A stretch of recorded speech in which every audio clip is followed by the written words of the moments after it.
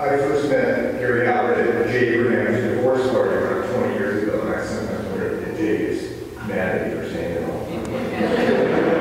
I was introduced by my good friend Jonathan, who will be at the after party.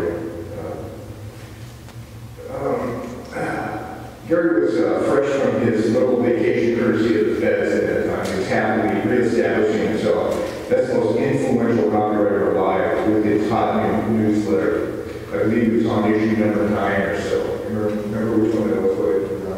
Might be the Dark Side of Success. He was just getting revved up for what became the longest stretch of great writing in the history of advertising. When I met him, he was the most cocky, arrogant, and funny SOB I'd ever met, and we hit it off instantly.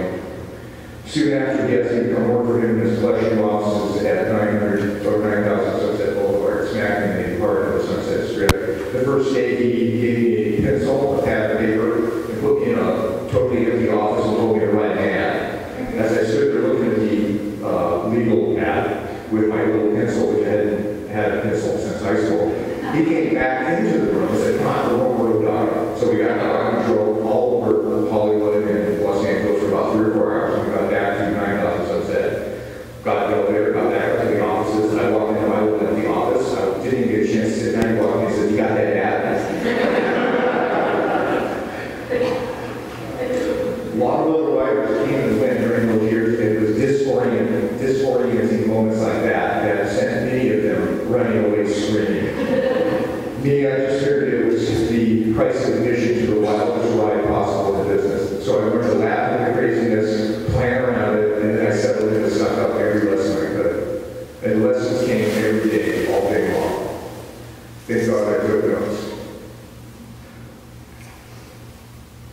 Gary was part genius, part 12-year-old kid, part outlaw, and he chewed up life with gusto and brilliance.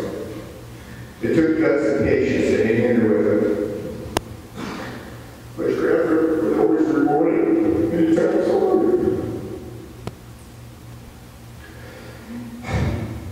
I've spent my life trying to find calm in a world of chaos.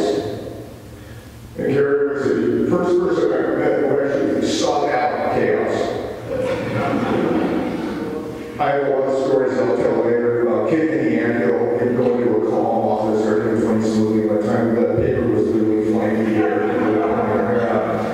I remember handing him $500 once, and while he stood there talking to me with his hand up, he looked at me and said, "Where's the money?" And I said, "I don't know where to go." He never found it. It disappeared literally in his hands, and that was a metaphor for Gary.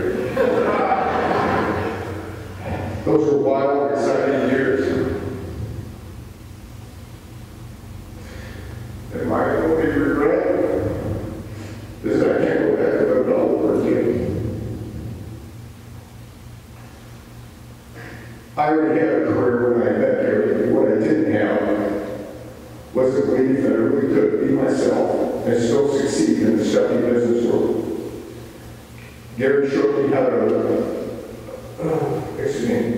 Gary showed me how to readjust my entire attitude because as writers, he taught me that we really did hold the keys to everyone's success. We were the ones in charge.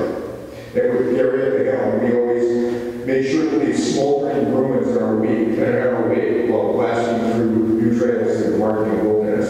But we always left everyone laughing, and often we left them very rich. We had a blast. And in tribute, I'm going to continue to have a blast. And I'm going to do my best to continue spreading the gospel of Gary. To go ahead and be that bull in the china shop. And live life with passion and pursue success on my own daily terms. Ladies and gentlemen, Gary Halbert is well, but he will never leave our lives. I'm not being flippant when I tell you he helped me write this sort of speech. I miss it. And I'm happy I got to hang out with him.